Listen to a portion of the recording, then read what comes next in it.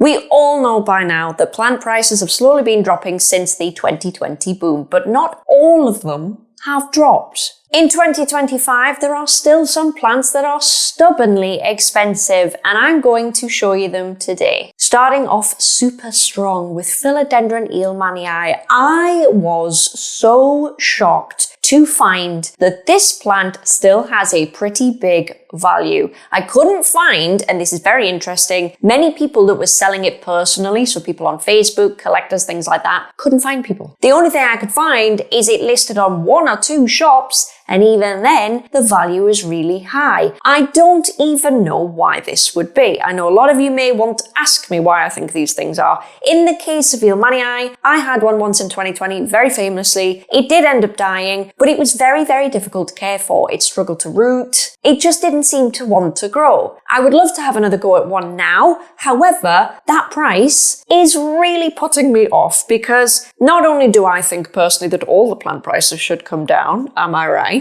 But second of all, if it's not as easy to care for as I remember, it's probably a big personal risk for me. And I'm sure you guys all agree that that's not something anybody wants to be doing right now. So I found that really surprising. And if anybody happens to know or think they know why this is, that this plant is still expensive, please do leave a comment because I genuinely don't get it. It is quite an attractive plant in my opinion. It has really nice ears on the leaf. It has a really nice coffin shape, which personally I really, really dig. And the variegation is lovely. It's kind of like a mottled, like spray paint aerosol vibe. It's an incredibly pretty plant. So I'm wondering why clearly many of us have not chosen to collect it. Hence the price has stayed high. There is clearly low demand and I would love to know why. I would love to know why. Next, I have a 2020 classic for you. It is the Philodendron Caramel Marble. Now, some good news on this one. I know it's expensive,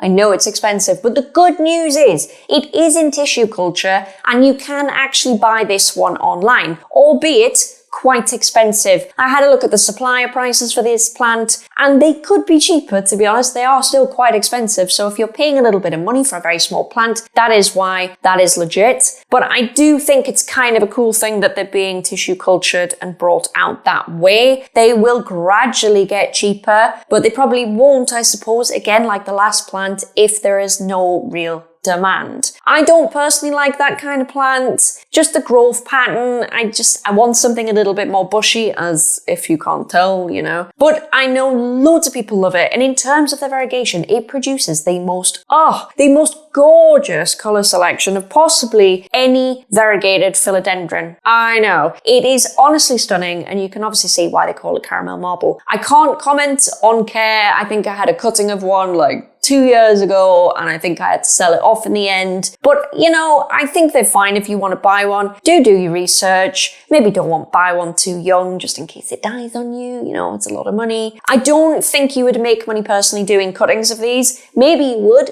I don't know. Unless you're selling a mature cutting. I think now, because everybody knows that they're hitting plant shops, maybe they wouldn't go private and they would buy it from the shop. I don't know. But it's very interesting to see that although it is expensive, it kind of hits on 2 different waves because you can get it more readily. So there's a really interesting thing to watch out for the future of this plant, because prices hopefully will drop. Speaking of things that are rare and hard to get, that reminds me of the sponsor of today's video, which is June's Journey, a hidden object mystery game set in the glamorous 1920s. June's Journey is a beautifully designed hidden object game where you play as the character of June Parker, solving mysteries and uncovering family secrets. Each scene is beautifully hand-drawn and you have to scan through and find the hidden clues to progress forward. But it's not just puzzles, you also get my favorite bit, to decorate your island as you play the game, making it completely your own. And it's such a nice balance between challenge and relaxation. It scratches the same itch as plant hunting, because you're scouting around and you finally get that moment where you find what you've been searching for. The best part, June's Journey is free on iOS, Android, and even, if that's your thing, PC. So if you want to test your eye for detail, download June's Journey today from the link in my description, or just scan the QR code on the screen. Thank you so much to June's Journey for sponsoring today's video, and back to the plants. Philodendron Variegated billietiae. What is going on? Listen, when I first got my plant, my big beautiful plant, I regret selling it. It was gorgeous. That was about $500 back then in like 2019. Since COVID, obviously, prices just went insane and you could probably get one leaf for $500. And even now, today, if you want a plant with a couple of leaves on it with good variegation, you are looking at a few $100s. And that blows my mind. I'm going to be totally honest with you. That is not what I expected when I checked the internet. I thought maybe $150 max, maybe for like a 2-leaf kind of head cutting. But no, it is really expensive. My personal guess as to why it's expensive is possibly because, in my experience, they revert quite quickly and they can be tricky to propagate. They go awful juvenile when you propagate them, and mine reverted like no tomorrow. They were genuinely very, very difficult to keep. They are very difficult to ship due to the variegation. It often goes brown or crispy or mushy, so I think that probably is not great for the end consumer.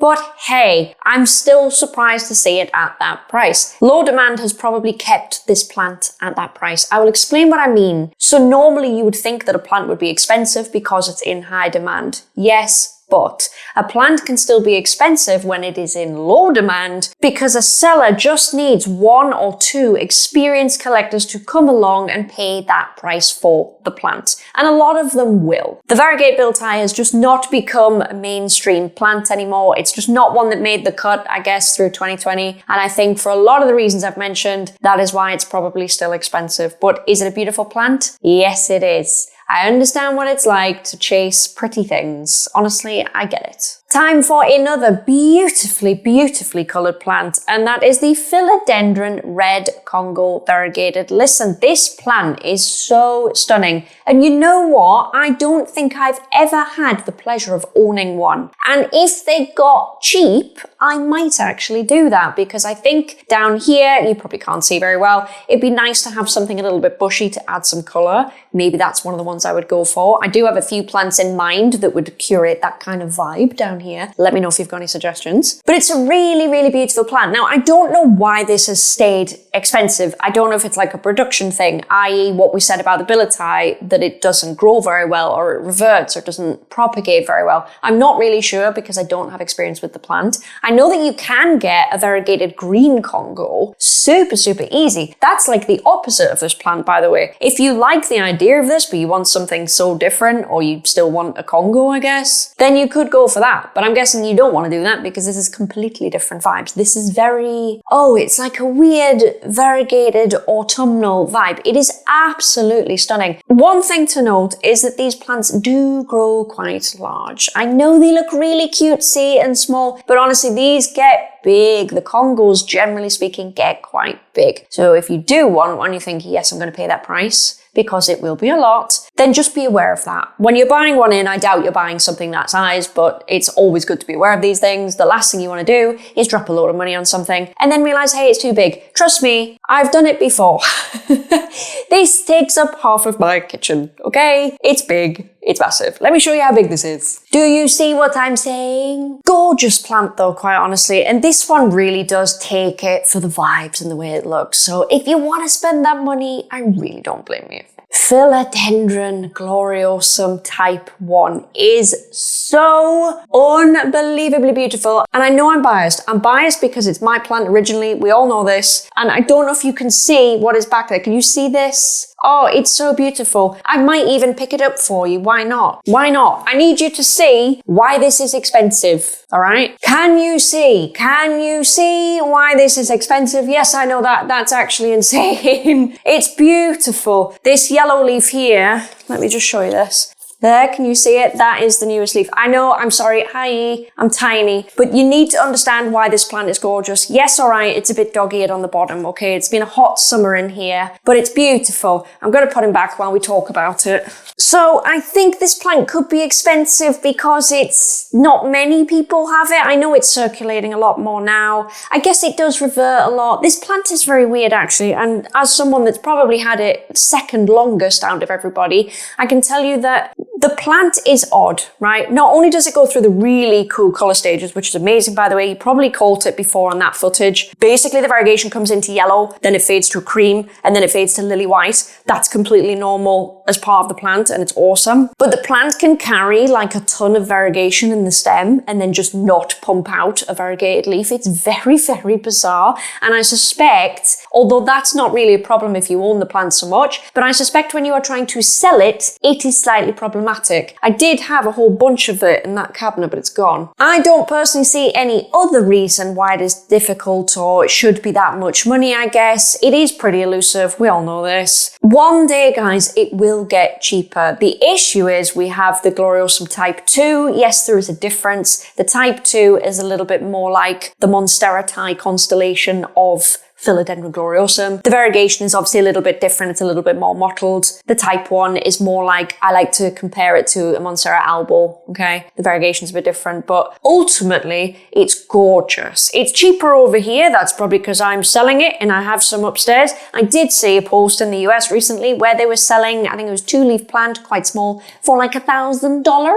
So that's eye-watering. But if you can get your hands on the plant, from me to you, it is exactly the same care as a regular Gloriosum. So if you're good at it, then go for it. If you have no problem with Gloriosum or crawlers, go for the plant. Only if you want to spend that money. Oh my goodness, it's a lot to spend. But personally, I think it's so worth it. They're so Instagrammable, and the color change that you get with the plant is second to none. It is second to none. It is stunning. Let me know in the comments if you would have one or not have one. Not even based on price, just purely how it looks, because I actually want to know how many people even care. Personally, I think it's one of the most beautiful plants that is variegated that you could possibly have. And I know I'm biased.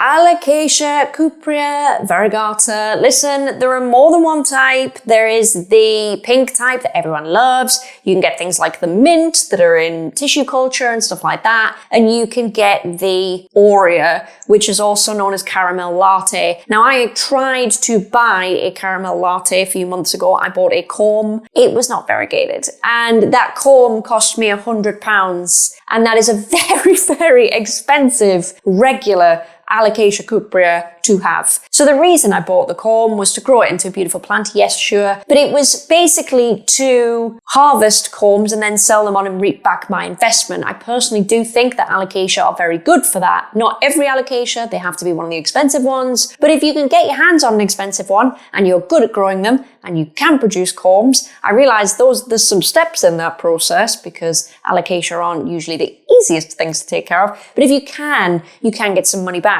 Those prices are dropping for various different variegated Alocasia. Some are still really high. I don't know what the higher price is, either the pink or the aurea, the latte. I want to say the pink is more desirable, but that might mean there's more of it and it's running cheaper, faster. And the latte, the aurea, less people have that. I don't think as many people have caught on. So there's a chance that that is more expensive. Either way, I would say the care is the same, but I have the most miserable comb in this cabinet. I'm not even going to pull it out. It's one leaf, it's floppy, it's terrible. I'm guessing the care is the same as a regular. So if you want to get into Alocasia comb investment, if you think you can do it, I actually advise you to do it. Otherwise, maybe don't. Maybe don't. Very similar to the cuprea, we have the chantrieri, and I do have one of these. And you know what? Since I'm sat right next to it, I'm going to grab it. I'm going to grab it. Don't get me wrong, it doesn't look entirely impressive, but I guarantee you it is beautiful and it is awesome. And I have made my money back on this plant about 3 times over since I bought it early this year. So this plant is still really expensive. I think this one does just come down to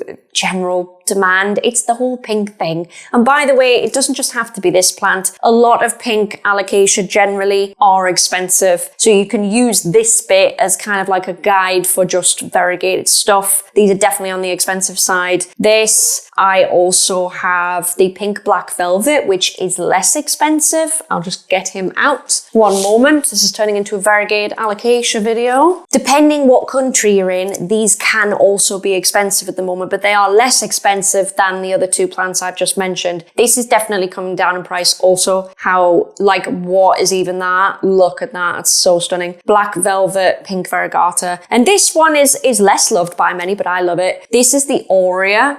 So it's exactly the same plant. This is yellow variegation and this is pink variegation. And I think they're just stunning. But together they all comprise a lot of pink things, I guess, or some yellow things that are definitely still expensive even now. It's weird that they've never caught on, especially when everybody is selling corms so quickly. It's kind of weird. The variegated ZZ plant, beautiful plant. I've had one before. You can get different types. I will flash some different types to pop on the screen next to me. You can get the regular one, so it's a green plant and it's got creamy yellow variegation. And you can get as well, I am putting this on my wish list, but you can get a variegated black one. And sometimes, guys, it can throw pink. Sometimes it can throw orange. Oh my God, why wouldn't you want one? Why wouldn't you want one? It's a beautiful plant. I think in this case, it is still really expensive because they're not widely collected necessarily. I think a lot of people consider a ZZ plant as a basic plant and they don't really wish to have variegated versions. To be honest, that's exactly why I want a variegated version. I also know how slow they are to grow. We all know this if we've ever had a ZZ, unless you've been really lucky. They're great and they don't die, but they're